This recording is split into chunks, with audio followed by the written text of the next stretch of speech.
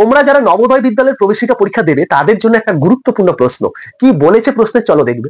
বলেছে একটি গাড়ির সামনের চাকার ব্যাসার্ধ 14 মিটার এবং পেছনের চাকার ব্যাসার্ধ 21 মিটার। 264 মিটার পথ গিয়ে আবার ফিরে আসলে সামনের চাকা পেছনের চাকার থেকে কত বেশি বার ঘুরবে তোমাকে বের করতে বলেছে। দেখো, যে কোনো প্রশ্নের সমাধান তুমি যদি খুব সহজে করতে চাও, প্রশ্নটা খুব ভালো করে বুঝতে হবে এবং আর দুটো জিনিস লক্ষ্য করতে হবে। সে দুটো জিনিস কি, যে প্রশ্নে কি দেওয়া আছে আর কি তোমাকে বের করতে বলেছে। দেখো, প্রশ্নে যেটা দেওয়া আছে প্রথমেই সামনের চাকার ব্যাসার্ধ। আচ্ছা, এখানে ব্যাসার্ধ কেন দেওয়া থাকলো? আমরা কি জানি যে ব্যাসার্ধ থাকে কার, যে কোনো বৃত্তাকার চিত্রের। যেহেতু চাকা একটা বৃত্তাকার চিত্র, সেই জন্য কি হচ্ছে, চাকার কি ব্যাসার্ধ দেওয়া আছে। তাহলে প্রথম চাকাটার ব্যাসার্ধ কত দেওয়া আছে? 14 মিটার, যেটা প্রশ্নেই দেওয়া আছে। তার পেছনের চাকার ব্যাসার্ধ কত দেওয়া আছে? সেটাও প্রশ্ন থেকে আমরা পাচ্ছি যে পেছনের চাকার ব্যাসার্ধ যেটা, সেটা হচ্ছে তোমার 21 মিটার, সেটাও দেওয়া আছে। আর কি দেওয়া আছে?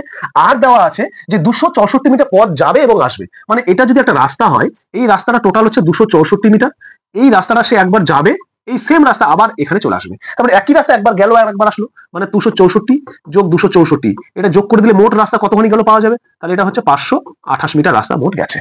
এবার কি বলেছে, সামনের চাকাটা কতবার ঘুরলো, পেছনের চাকাটা কতবার ঘুরলো এই 528 মিটার রাস্তা যাওয়ার জন্য, এবং সামনের চাকাটা পেছনের চাকাটা থেকে কতবার বেশি ঘুরলো সেটা বের করতে বলেছে। তার মানে ঘুরলো।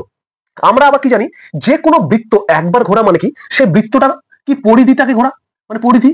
তার মানে একবার ঘুরলে যেটা হবে সেটাই তার পরিধি হবে। তার মানে আমরা বলতে পারি একটা বৃত্তের পরিধি যা হবে, একবার ঘুরলে ততখানি পথ সে যাবে। তাহলে আমরা কি করব, এই চাকাটা একবার ঘুরলে কতখানি যায়, তাহলে তার পরিধি বের করলেই জানবো।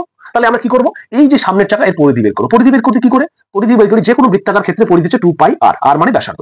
তাহলে 2 পাই মানে 22/7, আর মানে দেওয়া আছে কত 14, 7 দিয়ে কাটো 7 গুণ 14, এটা 2 দিয়ে কাটলে কত হলো 88। তাহলে 88 মিটার হলো এর পরিধি। তার মানে 88 মিটার যায় একবার ঘুরলে, মানে একবার ঘুরলে কত যায় 88 মিটার, উল্টো ভাবে বলো 88 মিটার যায় একবার ঘুরলে। একইভাবে এর পরিধি 2 পাই আর, 2 22/7 কিন্তু আর মানে কত 21, কাটাকাটি করো 3, তাহলে 3 দুগুণ 6 মানে 132 মিটার। তাহলে পেছনের চাকাটা 132 মিটার যাবে একবার ঘুরলে। আমার প্রশ্ন আছে এত মিটার যাবে কতবার ঘুরলে, তাহলে সামনের চাকাটা 528 মিটার যাবে কতবার ঘুরলে, 88 তে ভাগ করবো তাহলেই পাবো।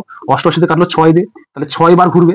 আর পেছনের চাকাটা কত হবে, তাহলে 528 কে 132 দিয়ে ভাগ করবে, এতবার ঘুরবে, তাহলে কত 4 বার ঘুরবে।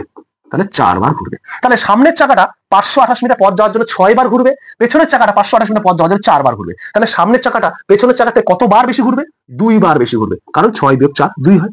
তাহলে অপশনে কোথায় আছে, দেখো অপশন বি তে সঠিক উত্তর। যদি বুঝে গেছো তাহলে তোমাদের জন্য একটা প্রশ্ন আছে, এই প্রশ্নটা সঠিক উত্তর কি হবে প্রত্যেকে কমেন্ট করে জানাবে। কিছুই না, শুধু চাকার পরিধি বের করবে, পরিধি দিয়ে মোট পথটাকে ভাগ করে দিবে, অঙ্ক হয়ে যাবে।